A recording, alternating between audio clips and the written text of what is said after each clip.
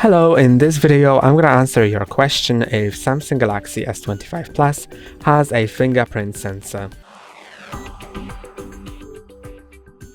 Yes, it has. I'm going to show you as I unlock it with it. You can see it works.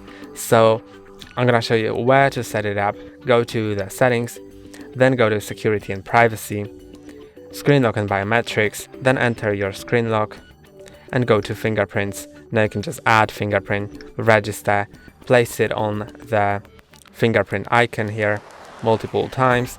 It sometimes won't work with a screen protector, so if it doesn't, then I'm gonna show you what to do in a moment.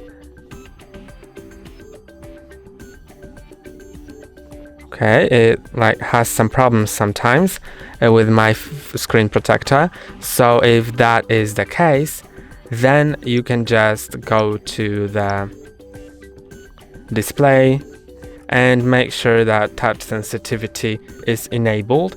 So only enable touch sensitivity if you have a screen protector on, and it will make the fingerprint work better with the screen protector. So now I can unlock it, and this is it. That's all for today. Don't forget to like and subscribe. See you next time.